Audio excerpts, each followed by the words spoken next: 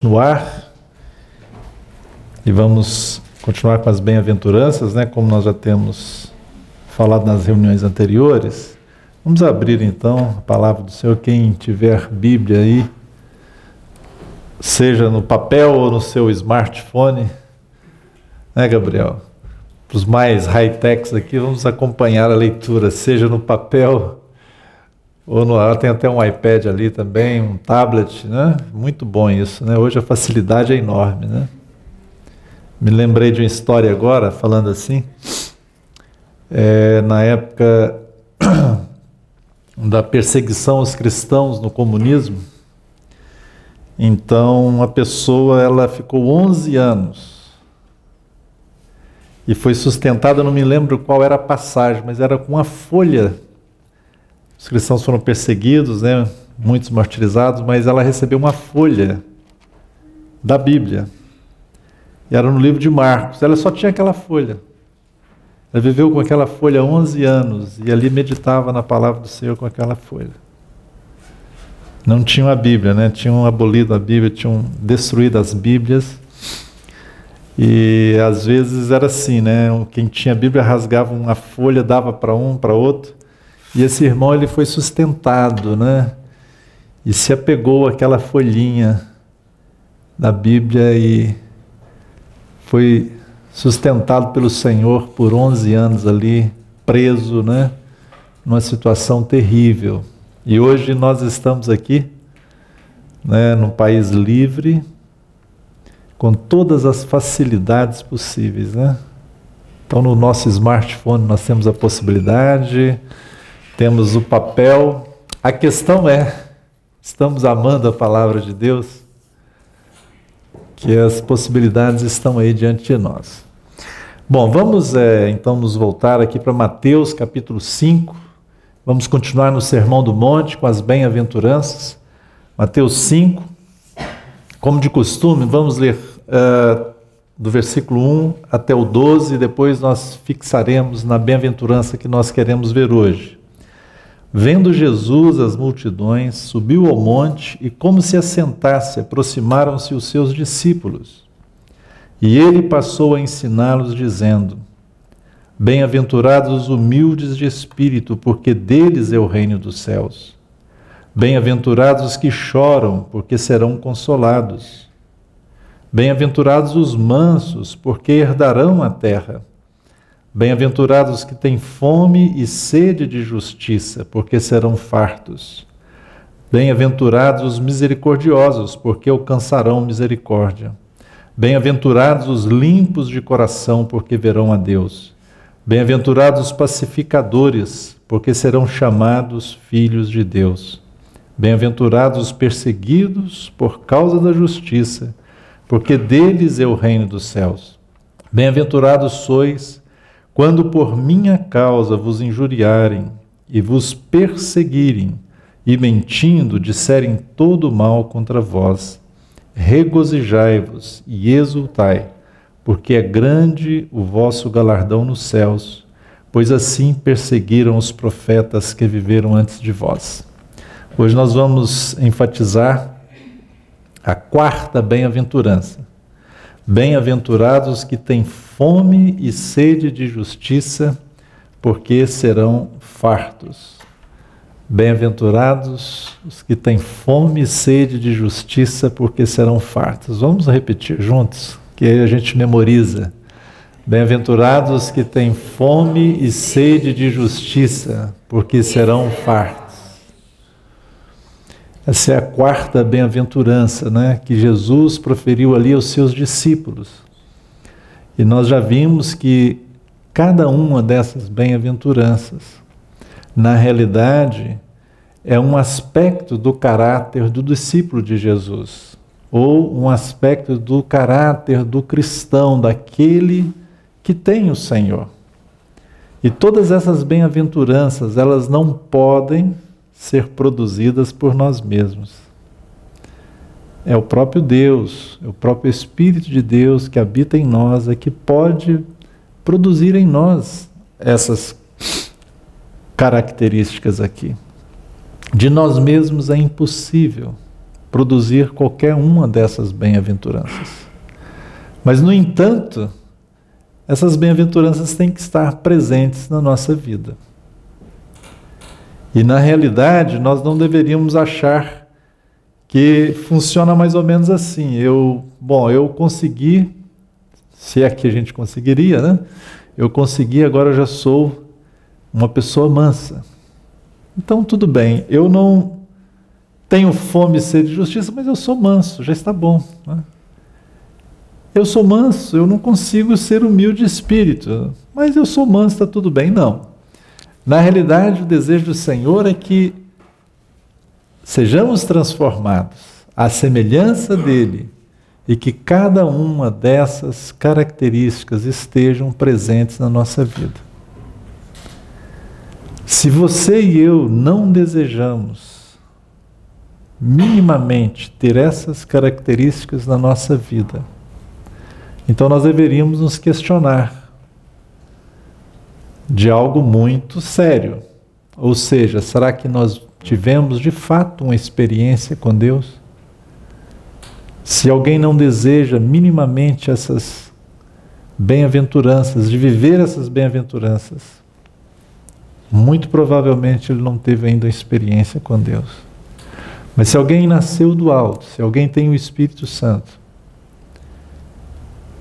isso é algo muito natural na pessoa. Desejar que isso seja algo na sua vida. Se você não está desejando, você deve questionar se realmente você está na fé em Jesus Cristo. Aqui entre nós, provavelmente, eu desejo isso, que ninguém tenha essa triste situação. Mas talvez alguém que esteja nos ouvindo agora, ou quem vai ver depois a gravação, ainda não tem essa certeza, né? E nós oramos para que Deus possa tocar no coração de quem nos ouve nesse exato momento, para que ele tenha uma experiência de fé em Jesus Cristo e seja transformado e comece essa caminhada de discípulo de Jesus. A nossa caminhada com Deus começa quando nós damos o primeiro passo, né? O passo de fé em Jesus Cristo. E essas bem-aventuranças, elas também têm uma sequência, elas não estão colocadas de maneira aleatória. Jesus, né, quando falou as bem-aventuranças, nós vemos nelas uma sequência muito interessante, porque à medida que alguém é humilde de espírito, vê a sua própria situação, ele reconhece que sem o Senhor ele está pobre, totalmente destituído da graça de Deus. Então ele se humilha diante de Deus. E por isso, né, ele também é alguém que pode lamentar. Bem-aventurado agora, né, depois de humilde, bem-aventurado os que choram. Então ele pode se lamentar pela situação espiritual dele diante de Deus. E logo numa sequência, né, tem aqueles que, depois dos que choram, os que são mansos. Aquela mansidão produzida pelo Espírito de Deus nas nossas vidas. E agora, a quarta bem-aventurança, quem tem fome e sede de justiça. Vejam aqui, né, o Senhor está dizendo quem tem fome e sede de justiça. Às vezes nós temos fome e sede de tantas coisas, mas não da justiça. Ou às vezes nós temos fome e sede de justiça, mas uma justiça errada. Muitas vezes a nossa fome e sede, o nosso desejo é por uma justiça, mas uma justiça própria. A nossa própria justiça. A qual o profeta Isaías já disse que a nossa justiça é como trapos de imundície. A nossa própria justiça não tem valor diante de Deus. Na realidade, quando Jesus está dizendo, né, bem-aventurados que têm fome e sede de justiça, é a justiça que procede de Deus. É a justiça relacionada com o reino dos céus. E a promessa, o galardão de que quem tem fome e sede de justiça é que será farto. Vai ser satisfeito. E na realidade essa expressão, né, quem tem fome e sede de justiça, a gente poderia traduzir, colocar da seguinte maneira: bem-aventurados os famintos e os sedentos. Então, essa é uma característica de um discípulo de Jesus. E que Deus mesmo possa nos dar esse coração. A palavra diz, né, Paulo diz que é Deus quem efetua em nós tanto querer quanto realizar.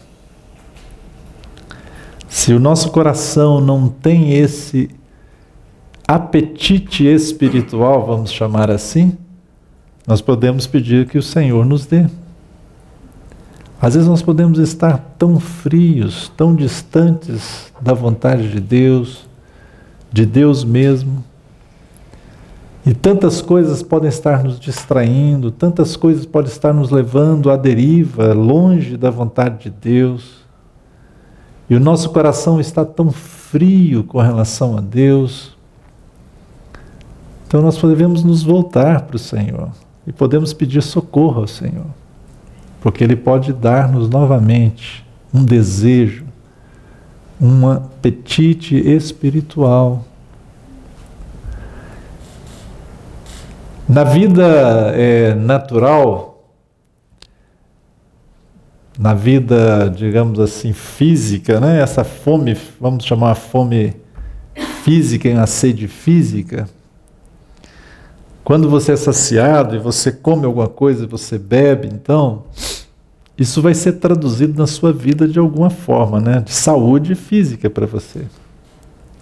Isso vai ser traduzido, né, à medida que você é saciado, você tem fome e sede, você é saciado. E dependendo daquilo que você come, né, você vai ser tal qual o que você está comendo. Quando você vê os povos, né, as raças, elas são tal qual elas comem, né? Um japonês, ele tem uma feição física totalmente diferente do brasileiro, porque a alimentação dele é diferente.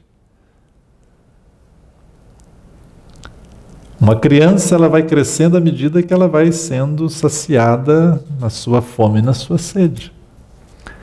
Então, isso é uma simples analogia, e Jesus usa essa expressão, né? E nós, então, se temos um apetite espiritual, se temos essa fome e sede da justiça, então nós seremos saciados. Vai haver crescimento para nós. Vai haver saúde espiritual para nós. Mas do contrário, não haverá. Nós podemos caminhar em um caminho muito perigoso, né? Assim como fisicamente alguém que não é saciado na sua fome, ele pode ter vários problemas da sua saúde, e pode ficar até na inanição, e pode morrer espiritualmente. Nunca vai haver morte espiritual nossa, mas nós podemos ficar numa situação de mortos espiritualmente, frios, alheios à vontade de Deus, totalmente separados daquilo que é de Deus, mesmo sendo um discípulo de Jesus. Quantas vezes, né, temos visto que alguns, e diz a palavra nos dá exemplos de tantos que, tendo começado bem a sua caminhada com Deus, foram por caminhos que se esfriaram na fé e ficaram longe dos caminhos do Senhor. Então, assim, esta bem-aventurança é uma bem-aventurança muito importante no aspecto do crescimento do discípulo, no aspecto do discípulo experimentar mais de Deus, de conhecer mais a Deus. E à medida do apetite espiritual que cada um de nós tem, vai ser a medida do nosso crescimento, vai ser a medida da nossa caminhada com Deus, do quanto nós vamos caminhar com o Senhor. O que seria, né, esta justiça? Já vimos, né? Claro que Jesus não está falando da nossa justiça própria.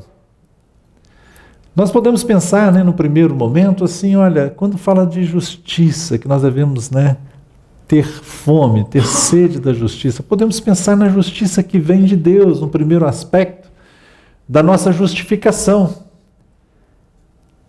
Nós somos justificados pela fé, diz a palavra. Agora, pois, justificados pela fé, tenhamos paz com Deus, diz a palavra. Fomos justificados pelo sangue de Jesus, a vida que Jesus se deu por nós ali na cruz. Fomos justificados, foi imputada em nós justiça. Deus nos viu agora como justos por causa daquilo que Jesus fez. Ou seja, o Senhor Jesus pagou a nossa dívida e agora fomos justificados, estamos livres de todo o peso e de todo o fardo do pecado. Porque Jesus, Ele pagou o nosso preço. Esse é um aspecto da justiça de Deus. Mas um outro aspecto, e eu creio que esse é um aspecto que Jesus se refere, é aquele aspecto que diz que nós devemos praticar atos de justiça. Por exemplo, em Apocalipse, lá no final do livro, no capítulo 19, está dizendo da noiva do Cordeiro, que a ela foi lhe dado vestir-se de linho finíssimo. E diz que o linho finíssimo são os atos de justiça dos santos. Então, esta justiça, né, ela é aquilo que nós estaremos praticando. É uma justiça que vem de Deus, produzida pelo Espírito Santo na nossa vida, e se traduz nos atos de justiça diante de Deus. Mas é muito interessante que aqui mesmo no Sermão do Monte, por exemplo, aqui no capítulo 6, aliás, ainda no capítulo 5, versículo 20, Jesus diz assim: porque vos digo que se a vossa justiça não excederem muito a dos escribas e fariseus, jamais entrareis no reino dos céus. Então Jesus está dizendo que os fariseus, os escribas, eles tinham uma justiça, mas que a nossa justiça tinha que exceder em muito. Qual era a justiça, né, dos escribas e dos fariseus? Eles eram aqueles que cumpriam a lei de maneira externa, que estavam preocupados, né? Eles queriam dar como Jesus falava, olha, vocês estão dando aí o dízimo do hortelã, né, das coisinhas, eles estão preocupados com aquelas coisinhas, mas vocês esquecem o que é principal da lei: a justiça, a misericórdia. Eles estavam preocupados com as coisas externas. Jesus falou que por fora eles, né, estavam muito bonitos, mas eles eram como que sepulcros caiados. O que tem dentro de um sepulcro, né? Por fora está pintado, bonito, né? Hoje seria, né, como sepulcros, né, de mármore, de, como é que é, de granito, mas por dentro, né, está terrível. Então essa era a justiça dos fariseus e dos escribas. Os atos de justiça deles eram atos de justiça, mas a justiça própria, para agradar a si mesmo e aos homens, e para serem vistos pelos homens. Se eles davam esmola, eles estavam tocando trombeta na praça, dizendo que estavam dando esmola, para que todos pudessem ver.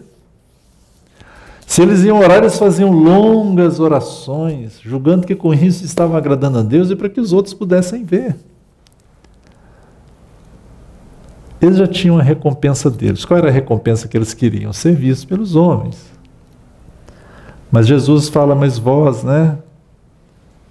Se você for dar uma esmola, que a mão direita não veja o que a esquerda faz.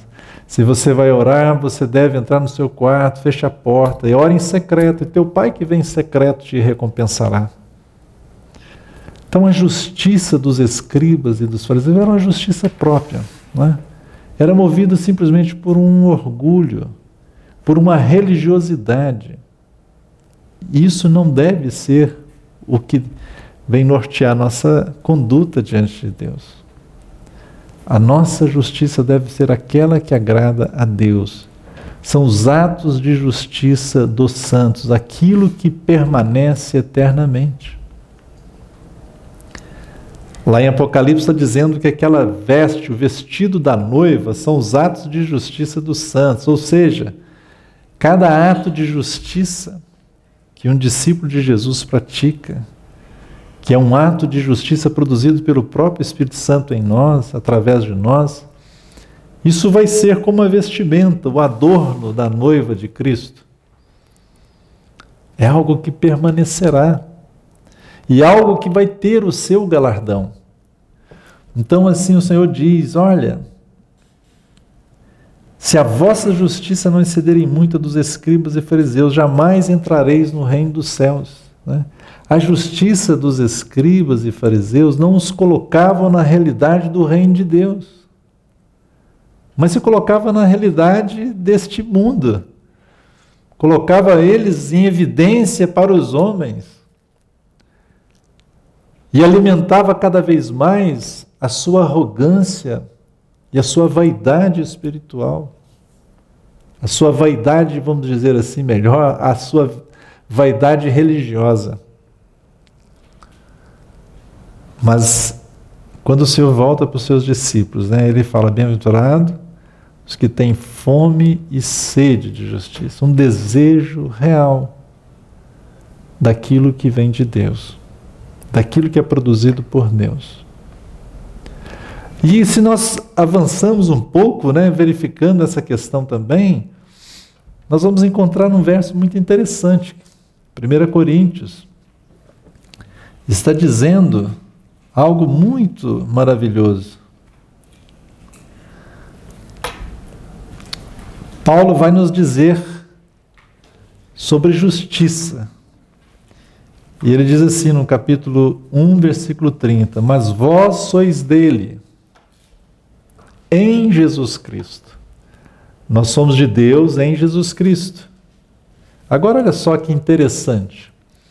O qual para nós foi feito por Deus sabedoria e justiça e santificação e redenção.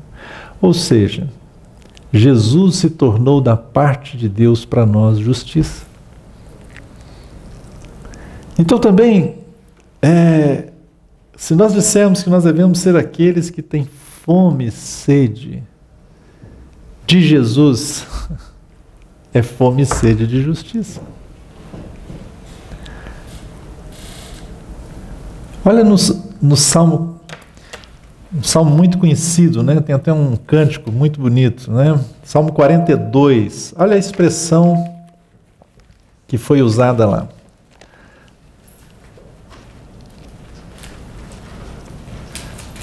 Salmo 42 diz assim, olha, é um salmo, né, que não é de Davi, dos filhos de Coré, e diz assim, olha, como suspira a corça pelas correntes das águas, assim por ti, ó Deus, suspira a minha alma. Maravilhoso essa expressão, né? Como suspira a corça pelas correntes das águas, assim por ti, ó Deus, suspira a minha alma. É um desejo do próprio Senhor. Ele suspirava pelo Senhor. Há um salmista também diz assim, olha, eu não tenho ninguém no céu além de ti, nem na terra além de ti. A pessoa mais importante, né, no céu e também na terra é o Senhor. Então, quando nós estamos falando, né, desse desejo, estar faminto, obrigado, estar faminto e sedento, podemos estar dizendo faminto e sedento do próprio Senhor, desejando o próprio Senhor. Desejando também aqueles atos de justiça produzidos pelo Espírito Santo através das nossas vidas.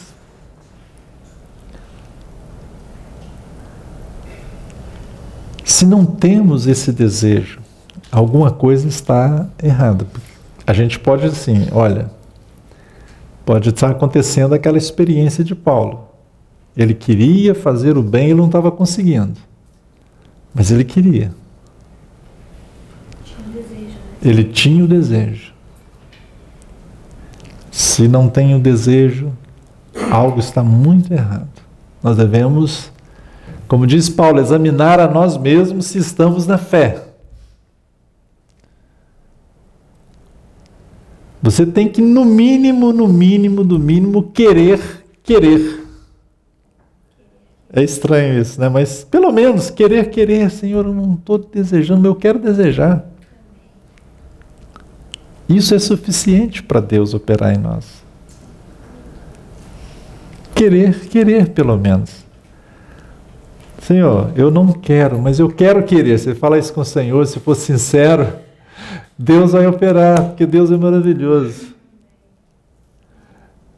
Não vamos pensar que Deus está lá com um chicote, né, para ficar nos castigando, né, é um bel prazer.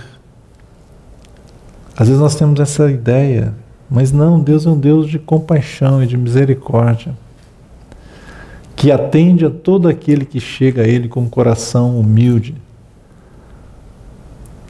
O Senhor é aquele que nos responde. E a palavra diz, né, em Provérbios que Deus cumpre o anelo dos justos. Nós fomos justificados em Cristo. A nossa posição diante de Deus é de justos. Não pela nossa justiça, porque a nossa justiça, como nós já dissemos aqui, são imundícies diante de Deus. Mas pela justiça de Jesus. Deus nos vê agora em Cristo. Mas Deus agora também quer ver algo do seu Filho em nós. O que um discípulo precisa ser? Qual é a primeira característica de um discípulo, né, com relação ao seu mestre? Né? É, isso que está aqui, humilde, das bem-aventuranças. Mas a minha pergunta, vou melhorar a minha pergunta. Um discípulo, ele está seguindo o seu mestre para ser igual a quem? Ao mestre. Né? Basta ao discípulo ser igual ao seu mestre, Jesus falou. E Deus nos tem chamado para isso. Aos que chamou, diz a palavra, Deus também predestinou para serem conformes à imagem do seu Filho. Então, bem-aventurados, né, os que têm fome, os famintos, os sedentos de justiça, porque serão fartos. Existe aqui também um princípio espiritual muito importante nas nossas vidas, que é mais ou menos assim: nós só teremos algo de Deus na medida em que nós desejarmos. Você terá crescimento espiritual à medida que você desejar isso diante de Deus.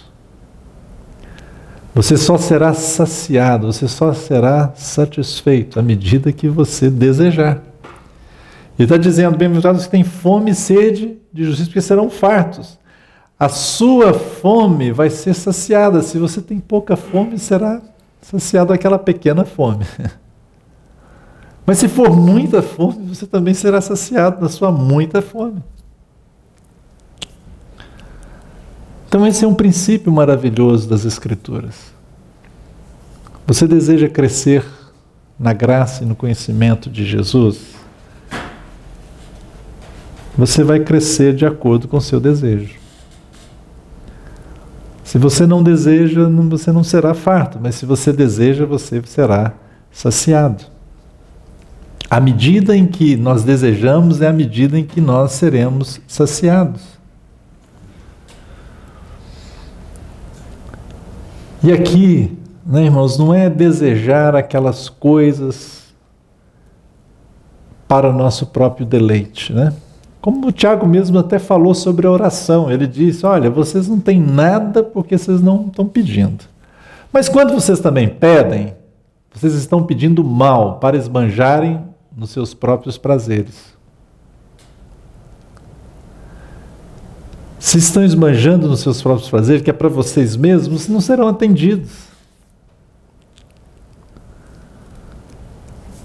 Mas a palavra do Senhor nos diz, né, se é algo que é justo diante de Deus. Jesus está dizendo, pedi e dar-se-vos-á.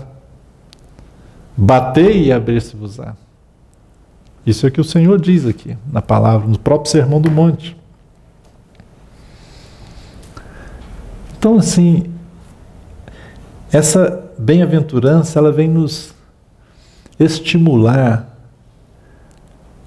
a buscarmos de Deus, né, esse apetite espiritual, um desejo do próprio Senhor, um desejo dos atos de justiça, um desejo que Deus trabalhe na nossa vida, um desejo que Deus possa operar em nós o querer dEle e o efetuar dEle.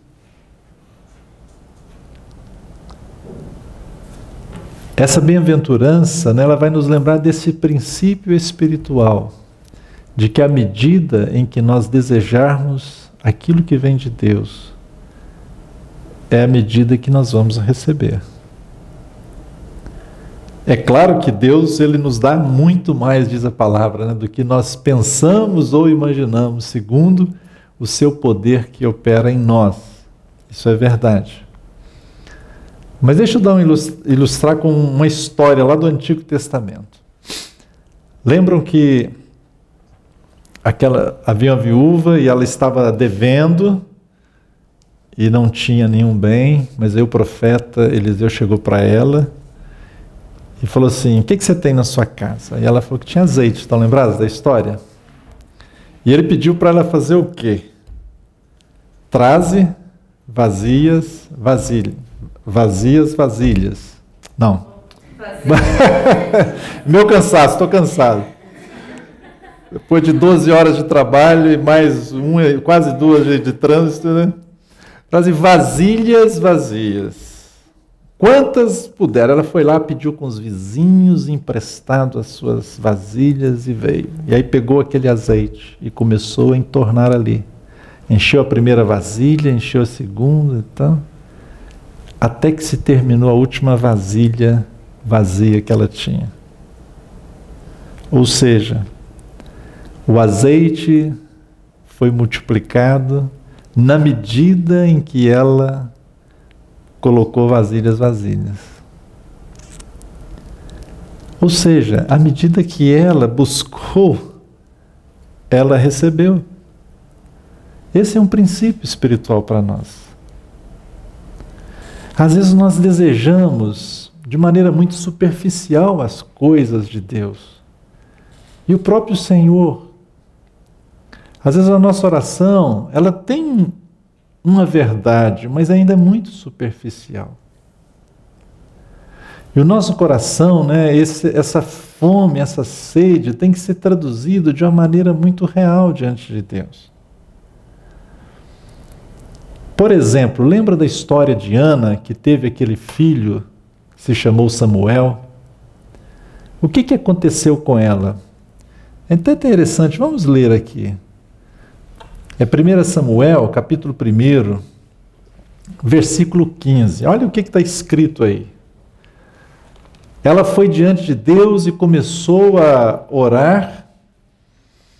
E aí então Eli achou que ela estava embriagada, que ela não deveria proceder daquele jeito, e ela dá uma resposta, né? Ela dá uma resposta para ele. 1 Samuel 1:15.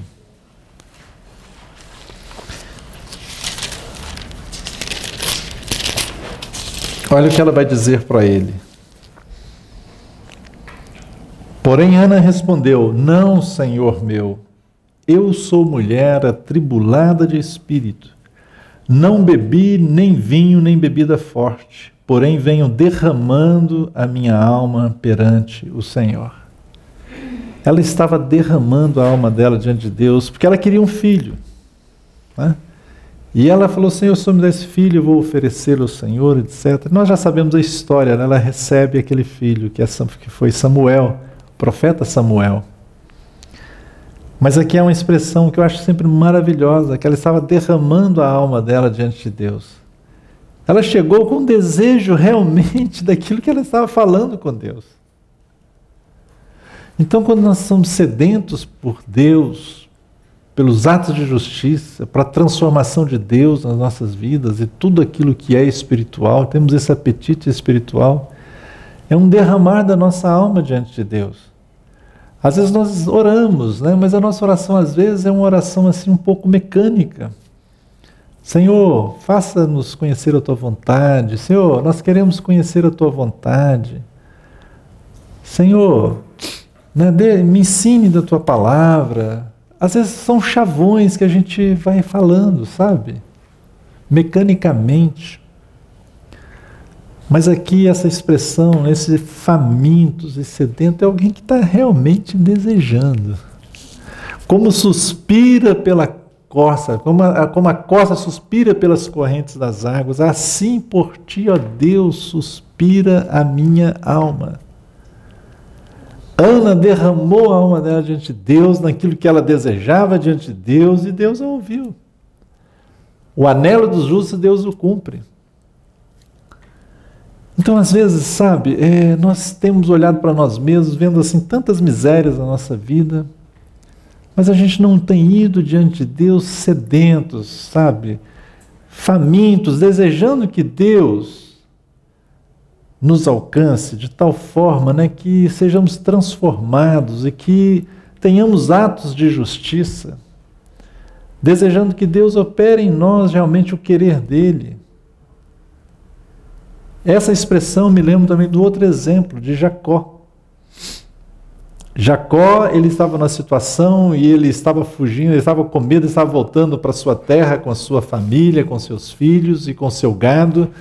E ele soube que Esaú, a quem ele tinha enganado, era o irmão dele, estava vindo lá.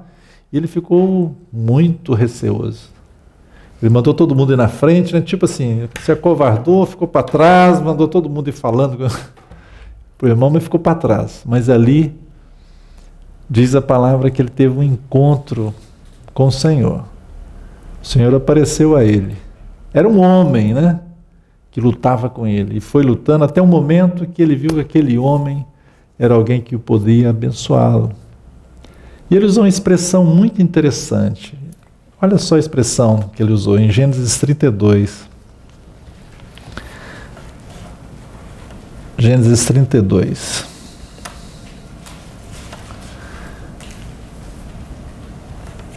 Eu vou ler aqui, vocês não precisam abrir não, mas só para a gente ganhar tempo. Ele disse assim, olha, disse-me o homem que estava lutando com ele, que era o próprio Senhor, deixa-me ir, porque já a alva subiu. Porém ele, Jacó, disse, não te deixarei ir, se me não abençoares. Ele se agarrou ali no Senhor e falou, olha, você só vai embora depois que você me abençoar. Era o desejo que ele tinha. E ele lutou com o Senhor nesse sentido. Não te deixarei ir enquanto não me abençoares. Essa foi a palavra dele. Então ele se agarrou ao Senhor. Essa é uma situação de quem está faminto, né? De quem está sedento do próprio Senhor e da sua bênção. E quando a gente lê o profeta Oséias, referindo a esse evento, o profeta Oséias vai dizer que Jacó, sim, ele lutou com o anjo, lutou com Deus e ele prevaleceu. Ele lutou com Deus, ele lutou com o Senhor para ser abençoado pelo Senhor. Mas essa luta não é aquela luta que nós estamos vendo por aí, dizendo, né, que você tem que, quase que você exigir de Deus, né? Não é isso que nós estamos nos referindo. Ou algumas expressões que o pessoal aí da teologia da prosperidade gosta bastante, né? Nós vamos determinar, né? Então Deus passa a ser o seu mordomo e você o Senhor. Não, leia lá no profeta, né? O profeta Oséias. Lá em Oséias capítulo 12 ele diz, né, como príncipe, né, Jacó lutou com o anjo, que era o próprio Senhor, e prevaleceu. Chorou e lhe suplicou. Olha só a diferença. Chorou e lhe suplicou. em Betel o achou e ali falou conosco, né? Então ele prevaleceu, mas foi porque ele se humilhou, ele chorou, ele rogou ao Senhor. Mas essa foi a atitude dele, olha, se agarrou ali o Senhor, não vou te deixar enquanto não me abençoares. Será que nós estamos assim com o Senhor? Talvez muitas situações da nossa vida não têm sido resolvidas ainda porque não temos aquela fome, aquele desejo que de fato Deus opere ali. Ou porque não temos feito como Jacó, né? Nos atracamos aí ao Senhor e lutamos com o Senhor, né? Pedindo a misericórdia de Deus, pedindo que o Senhor atue na nossa vida, que o Senhor venha no nosso socorro. Isso pode ser algo de nós mesmos, né? As nossas debilidades, as nossas fraquezas, aquilo que no nosso caráter ainda não está, sabe, de acordo com aquilo que Deus deseja. Ou pode ser um problema que estamos enfrentando, seja o que for. Talvez porque não estamos lá como Ana, derramando a nossa alma diante de Deus. Então, assim, à medida em que nós desejarmos, né, Deus vai operar. Deus poderá fazer algo maravilhoso nas nossas vidas. A promessa do Senhor é essa, né? Se você tem fome e sede de justiça, você será farto. O galardão dessa bem-aventurança é que você vai ser saciado. Mas será maravilhoso, porque à medida que você é saciado, você vai desejar mais. E mais então você é saciado e vai se formar, né, aquele caminho maravilhoso, né? Quanto mais de Deus você tem, mais você quer de Deus. E quanto mais você quer, mais você tem. E quanto mais você tem, você mais quer. Esse deve ser um caminho normal para nós. Muitas vezes, né, nos envergonhamos, porque isso pode não estar sendo uma realidade nas nossas vidas, né? Nós podemos estar assim, muito distante dessa verdade. Mas cada momento, né, Deus nos dá uma oportunidade de nos voltarmos para Ele, de voltarmos para aquilo que Ele deseja, e então prosseguir junto com Ele, na bênção dEle. O Senhor diz, né, para cada um de nós aqui no próprio Sermão do Monte, no capítulo 6, por exemplo, ele vai dizer, versículo 33, ele vai dizer assim, olha, buscai, pois, em primeiro lugar o seu reino, o reino de Deus, e o que mais? A sua justiça. E todas essas coisas vos serão acrescentadas. Então esse é o mandamento do Senhor, a instrução do Senhor, buscar o reino de Deus, buscar a justiça de Deus. Não a nossa própria justiça. Não fazer a nossa própria justiça. Ainda que sejam atos bonitos, né? Como os escribas, eles faziam, eles davam dízimo disso, daquilo, mas o coração deles era uma outra coisa. Eles buscavam ser reconhecidos pelos homens. Então esses eram os atos de justiça, entre aspas. Não era a justiça de Deus, mas era a justiça própria. Mas o Senhor está dizendo, portanto, né? Buscai, pois, em primeiro lugar o seu reino e a sua justiça, e todas essas coisas serão acrescentadas. Isso aqui vai frontalmente contra o evangelho da prosperidade que se prega aí. Você tem que se dar bem, você tem que pensar, né, que você tem que se dar bem financeiramente, materialmente, etc. Esse é o evangelho da prosperidade. Mas o Senhor está falando que você não tem que estar preocupado com essas coisas. Essas coisas virão a você porque Deus vai acrescentar. Ele pode acrescentar. Mas o que você deve estar buscando é o reino de Deus. Ter fome e sede do reino de Deus. Fome e sede da justiça de Deus. E as outras coisas vão ser acrescentadas. Não fique inquieto com essas coisas, Jesus falou. Não fique inquieto com as coisas desta vida, né? Mas se concentre. Você será bem-aventurado, né? Nós estamos falando tanto aqui nas bem-aventuranças, mas não vamos esquecer do significado dessa expressão, que poderia ser simplesmente traduzido por feliz. Feliz. E nós só seremos felizes, verdadeiramente satisfeitos, se buscarmos essa justiça de Deus. Todas as outras coisas que nós buscarmos poderá não satisfazer a nós mesmos. Lembra da história do filho pródigo?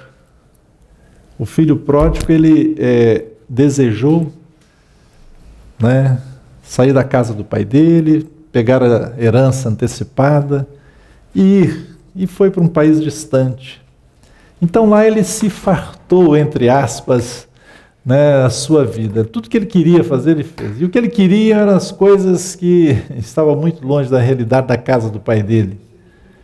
Né? Diz que ele gastou toda a sua fortuna, né, com os meretrizes e etc. Hoje, falando na linguagem nossa, né, linguagem contemporânea, né, ele foi para todas as baladas possíveis e pegou todas as garotas que ele queria e gastou toda a sua grana e cheirou muita cocaína e fez o que ele fez. Ele que achou que aquilo iria satisfazê-lo. Só porque não. Chegou um momento em que ele, puxa, estou aqui, estou com fome, né? Eu poderia comer das bolotas, né, que são lançadas aos porcos na casa do meu pai. Mas eu estou aqui, né? Pequei contra meu pai, contra o céu, etc. E ele então desejou voltar, se arrependeu, desejou voltar. O fato é que quando se tem fome e sede daquilo que não é de Deus, não vai se fartar, nunca. Nunca vai ficar satisfeito. Mas à medida que nós desejamos aquilo que é de Deus, desejamos o próprio Senhor, o nosso coração vai encontrar paz. O nosso coração vai ficar saciado, vai haver tranquilidade, sabe? A gente vai ser pacificado no nosso coração. E vai haver uma satisfação, uma alegria, né? Seremos bem-aventurados, felizes, pela graça de Deus. Que Deus nos ajude, né, nessa caminhada aqui, que essa característica, né, que Deus quer que seja vista em cada um dos seus discípulos, seja vista em nós. Então, se somos confrontados com essa bem-aventurança, possamos, né, nos voltar para o Senhor e pedir a ajuda de Deus. Como eu falei aqui, às vezes nós não estamos querendo muito, mas ainda assim nós podemos dizer para Deus: Senhor, eu quero querer. Então eu quero querer que essa bem-aventurança esteja na minha vida, né? Que essa característica, que essa parte do caráter do discípulo seja formada em mim.